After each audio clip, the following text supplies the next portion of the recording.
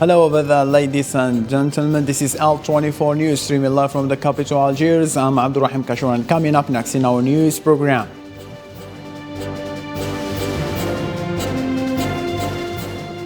Street fighting broke out in Ukraine's second largest city Sunday, and Russian troops put increasing pressure on strategic posts in the country's south following a wave of attacks on airfield and fuel facilities.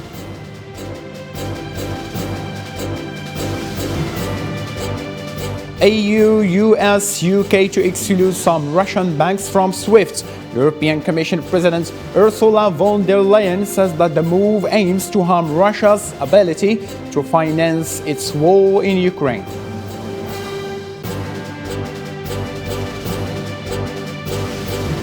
Dragging their suitcases and carrying children, at least 150,000 people have fled Ukraine, reached the borders of Poland and other neighboring countries in the wake of the Russian military operation.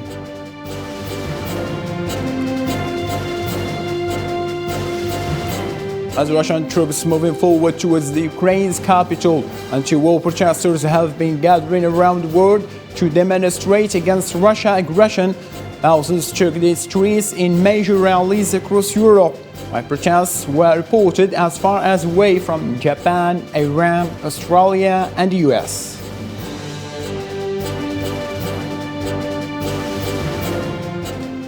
Russian forces have entered Ukraine's second largest city, Kharkiv, where street fighting is now taking place. Residents of Ukrainian capital reported a massive explosion and other blasts early on February 27. Russia's war on its neighbor intensified. The head of Kharkiv Regional Administration, Olasin Gobov, said that Ukrainian forces were fighting Russian troops in the city and asked civilians not to leave their homes. Russian forces have entered Kharkiv, Ukraine's second largest city, as residents of the Ukrainian capital reported a massive explosion and other blasts early on February 27th as Russia's military operation on its neighbor territory intensified. The head of the Kharkiv Regional Administration stated that Ukrainian forces were fighting Russian troops in the city and asked civilians not to leave their homes. Do not leave shelters. The armed forces of Ukraine are eliminating the enemy. Civilians are asked not to take to the streets. Videos posted online by Ukrainian officials showed Russian vehicle moving across Kharkiv and a light vehicle burning on the street. Meanwhile, an explosion hit the southeastern part of Kiev just after midnight and left a glowing red light over a military fuel depot. There were no immediate reports of damage or injuries in what could be the start of the final battle for Kiev and the Ukrainian nation. Russian forces used artillery and reportedly ballistic missiles to hit the fuel depot at the Ukrainian airbase at Vasilkiev, about 15 kilometers south of the capital. The explosion shook windows for kilometers, and the reflection of the flames was seen as far north as Kiev's center. The airbase has been the site of major fighting for days, as Russian forces have tried to take control. As for February 27th, the base reportedly remained under Ukrainian government control. There were also reports of a blast heard to the west of Kiev city center and air raid sirens. Amid reports of clashes near Kharkiv, President Volodymyr Zelensky's office said Russian forces blew up a gas pipeline in the city, prompting the government to warn people to protect themselves from the smoke by covering their windows with damp cloth or gauze. Ukrainian President Volodymyr Zelensky commented on the situation in Ukraine after the last operation of the Russian troops. Let's have a listen. Именно поэтому сейчас мы говорим. Last night was hard in Ukraine. There was more shelling of residential areas and civilian infrastructure. That's why we say now, not in Minsk, but in other cities the meeting could take place. Of course, we want peace. We want to meet. We want to end the war. Valery Zalochny, who is the commander-in-chief of the armed forces of Ukraine, said that a few minutes ago the Ukrainian Air Force shot down a cruise missile fired at the Ukrainian capital from the territory of Republic of Belarus by the Tu-2022 aircraft. This is another war crime by Belarus and Russia. And now moving to the latest update about the situation in Ukraine, which is the United Nations reported that the Russian military's operation in Ukraine has caused at least 240 civilian casualties, including 64 deaths. The United States and its allies moved to block certain Russian banks' access to the SWIFT international payment system in order to, further punishment of Moscow as it continues its military assaults against Ukraine. Western leaders to send hundreds of weapons and missiles. The assistance include the lethal aid like ammunition, anti-tank weapons and anti-air weapons, and non-lethal aid such as medical supplies. Ukraine's President Zelensky says that the country's forces have withstood and successfully repelled enemy attacks. More than 150,000 refugees have fled Ukraine into neighboring countries since Russia launched its military operation in Ukraine. President Joe Biden instructed the U.S. State Department to release up to an additional $350 million worth of weapons from U.S. stock to Ukraine. And Blinken said in a statement that this is the third authorization for weapons shipment to Ukraine that was unprecedented. The Pentagon said that the weapons include anti-armor, small arms, body armor, and various munition in support of Ukraine's frontline defenders. In addition, the State Department spokesperson said the material include anti-aircraft systems. Authorities in Kharkiv, the second largest city in Ukraine, announced on Sunday a breakthrough of the Russian army in its center on the fourth day of Moscow's invasion of the country. In the last 24 hours, the cities of Kherson and Berdyansk have been completely blocked by the armed forces of the Russian Federation. The city of Genitchesk and Chernozovka airfield near Kherson were also taken under control. During the special military operations, Ukrainian soldiers continue to lay down their arms, refusing to continue hostilities. Yesterday, in the Kharkiv area, the 302nd Anti-Aircraft Air Missile Regiment of the Ukrainian Armed Forces, equipped with Buk M1 air defense systems, voluntarily laid down its arms and surrendered. 471 Ukrainian soldiers were also arrested. 975 объектов военной инфраструктуры Украины.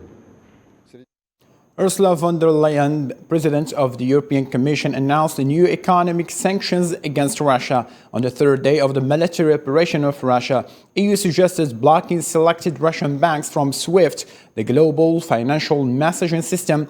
She announced also that the paralysis in the EU of the assets of the Russian central bank, stating that they will stop Putin from using his war chest, and explained that all these measures will significantly weaken his ability to finance this war. We are committed to cutting off a number of Russian banks from SWIFT. This will lead to their disconnection from the international financial system. Their ability to act globally will be weakened. SWIFT is the dominant interbank system globally. This action will prevent banks from carrying out most of their global financial transactions. As a result, Russian exports and imports will be blocked. We will work to prohibit Russian oligarchs from using their financial assets in our markets. All these measures will significantly weaken Putin's ability to finance his war. They will gradually degrade his economy. Elles dégraderont petit à petit son économie. Nous empêcherons Poutine d'utiliser son trésor de guerre. We will prevent Russian President Putin from using his war chest. We will cripple the assets of the Russian central bank. This will freeze its financial transactions and make it impossible to liquidate its assets. Impossible la liquidation de ses actifs. And in preparation for the application of strict Western sanctions against Russians as a result of military operation against Ukraine, Society for Worldwide Interbank Financial Telecommunications SWIFT announced that it is preparing to implement financial sanctions on Russian banks. Hussein Berkan. The Society for Worldwide Interbank Financial Telecommunication SWIFT, a global financial artery that allows the smooth and rapid transfer of money across borders. It was established in 1973 and actually started its activities in 1977 in light of the swift development and growth of global trade. The system offers tremendous advantages, especially in terms of process security and execution speed, in addition to being less expensive than other conversion methods. It includes more than 200 countries and thousands of financial institutions and banks. Around half of all high-value cross-border payments worldwide use the SWIFT network. SWIFT links more than 11,000 financial institutions in over 200 countries and territories. Financial institutions exchange an average of over 32 million messages per day. If Russia is separated from the SWIFT system, this means the impossibility of sending it money, which puts Russian companies and their customers, including Europeans, in a wide crisis that affects energy exports, which count for more than 40% of the country's revenue. Doing this would impair Russia's ability to collect international profits from its oil and gas exports, which account to more than 40% of the country's revenue. The sanctions on Russian banks are possibly more severe than any SWIFT cutoff. Russia's $635 billion in currency reserves help to shield this blow, but a lot of these reserves are in things like gold, or they're being used to stabilize the ruble, or some are even in foreign banks. Experts say that the issue of withholding countries from the SWIFT system, as happened earlier with Iran, and incurring huge losses, represent an economic pressure tool that has very difficult repercussions on the economic situations in the currency. According to the Russian Realist Center for Experts, it is possible that Russia will consider any exception to the SWIFT payment system as a declaration of war, and it may respond militarily. Russia's protracted preparation for the military operation in Ukraine have raised widespread concern about Europe's energy security. What would happen if Russia suddenly stopped gas export to Europe? On the other hand, but what if instead Europe suddenly stopped using Russian gas? Sofian Katori. The European Union is about to announce strategy to stop the use of Russian gas. As part of an ambitious energy plan that plans to reduce the total use of fossil fuels by 40% by 2030, but announcing a long-term plan is one thing, but cutting Russian gas now would be different exactly for the European Union. It won't be easy. The European Union depends on gas for just over 20% of its total energy, whereas around 40% of this gas comes from Russia. The figures for total imports hide important details. Some industrial sectors in Europe, such as production of ammonia and fertilizers, are completely dependent on gas. So there are significant differences between countries. Sweden barely uses gas and does not use Russian gas, while the Netherlands gets almost 40% of its energy from it, but it does not depend much on direct supplies from Russia. Central and Eastern European countries are so far the most exposed, not to mention Germany, which depends on Russia for more than half of its gas supplies. Meanwhile, the United States is preparing to do a big business with the export of natural gas. The country is accelerating the startup of some of its main regasification infrastructures to increase its source volume and selling gas to Europe 40% more expensive than Russia.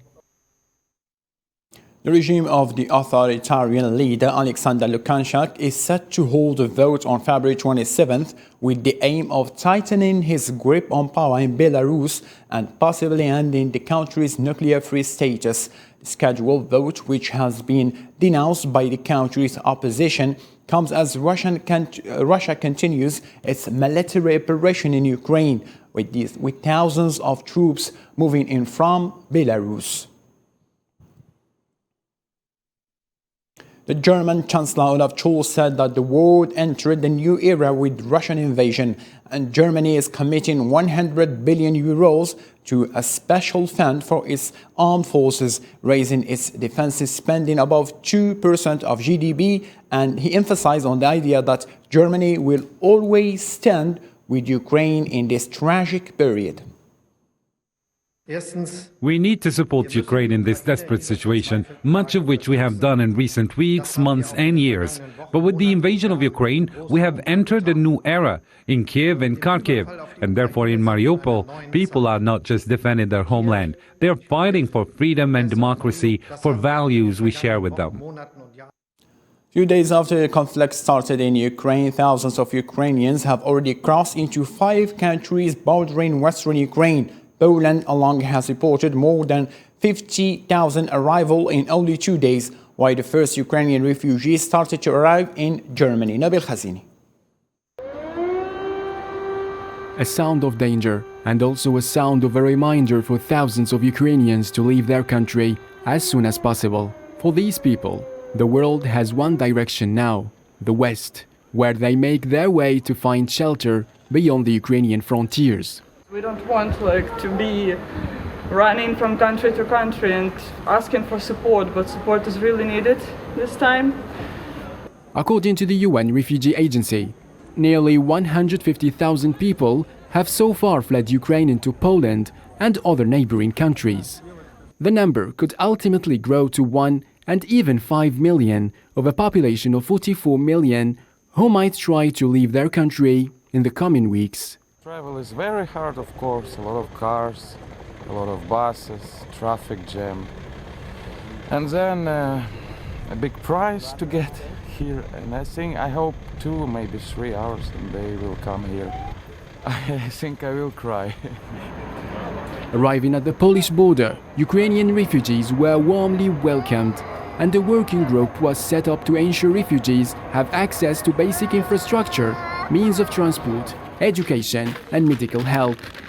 In Berlin, the first dozen displaced people fleeing the conflict in Ukraine arrived in Germany, as they expect the government to decide on a simplified asylum process for Ukrainians.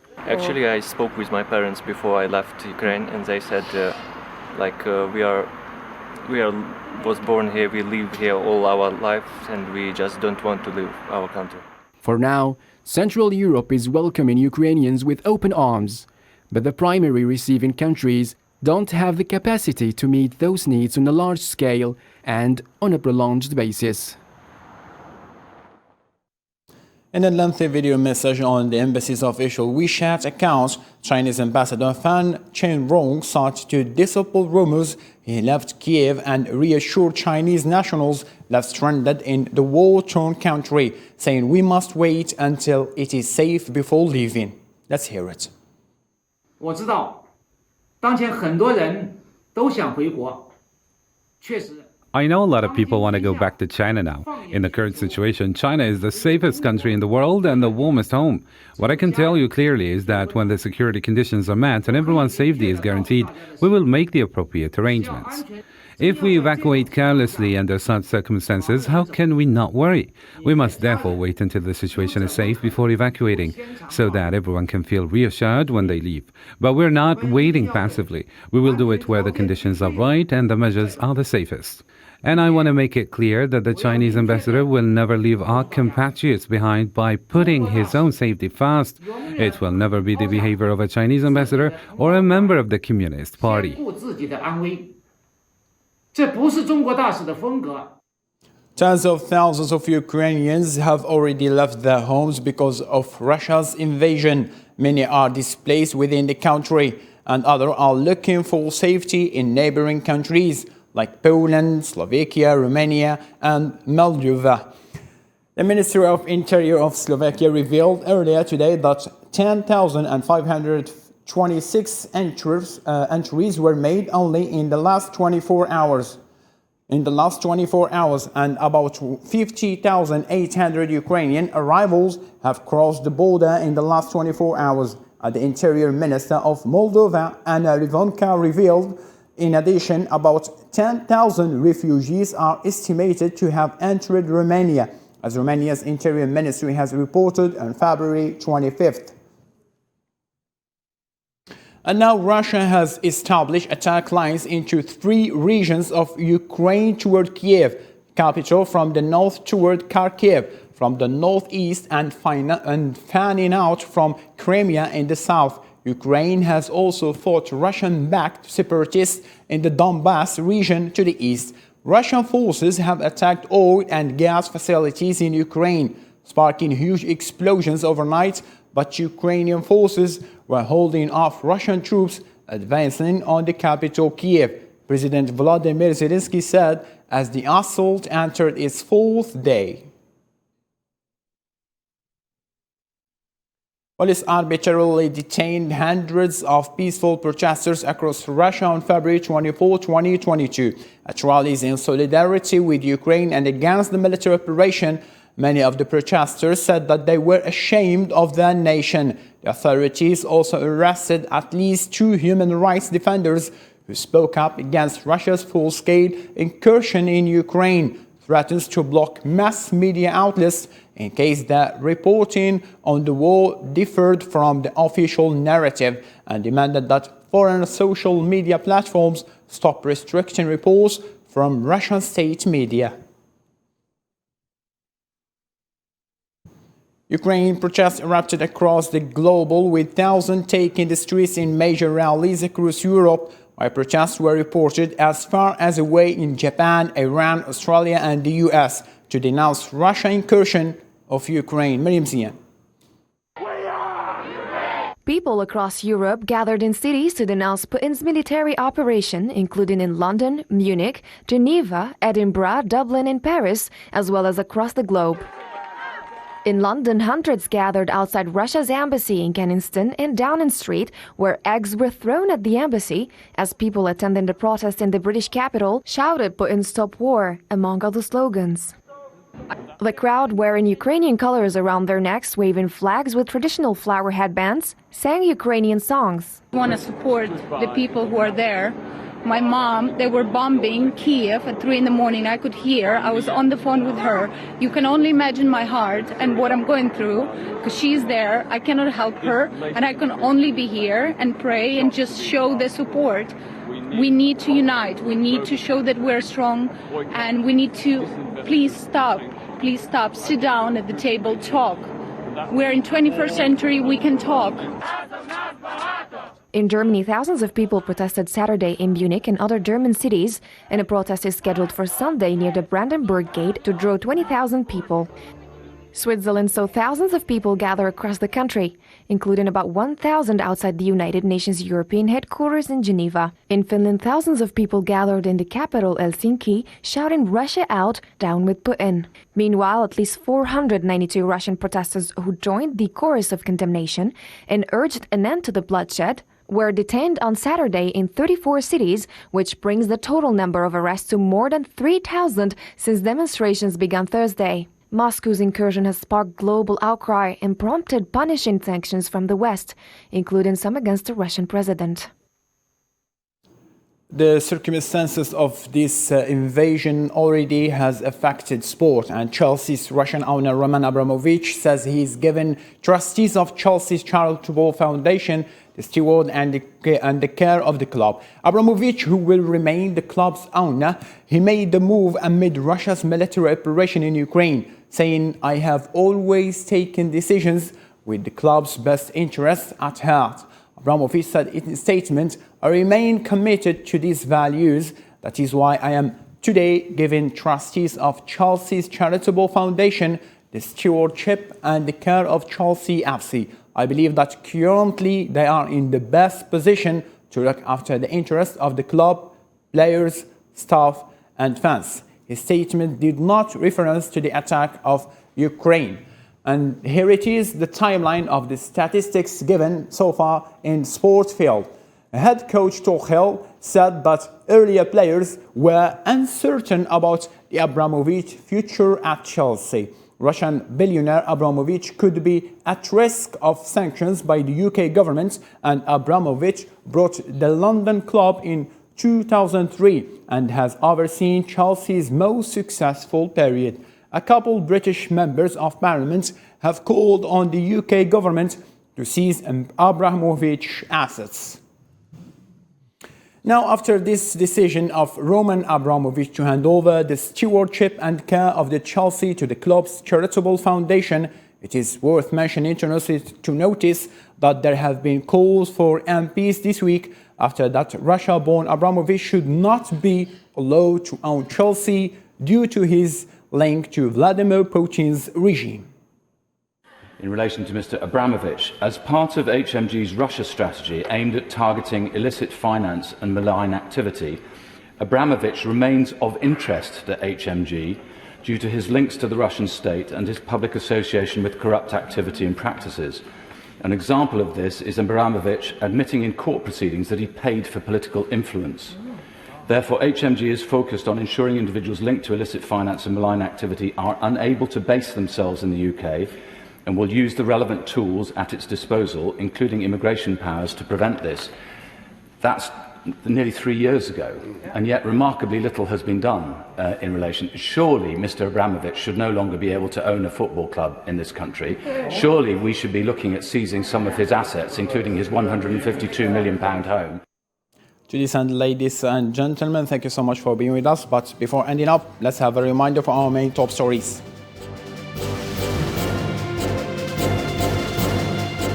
Street fighting broke out in Ukraine's second largest city Sunday, and Russian troops put increasing pressure on the strategic posts in the country's south following a wave of the attacks on airfields and fuel facilities.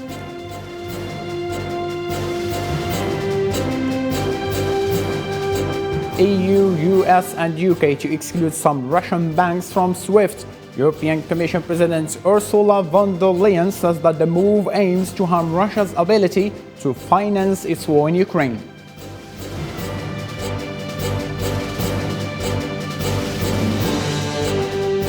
Dragging their suitcase and carrying children, at least 150,000 people have fled Ukraine, rushed to the borders of Poland and other neighboring countries in the wake of the Russian military operation.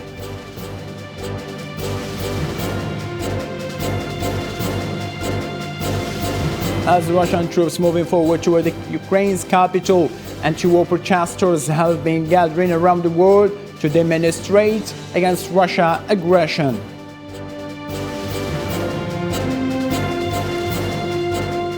That's all the news we have got for this moment. See you later on for a better information. Bye-bye.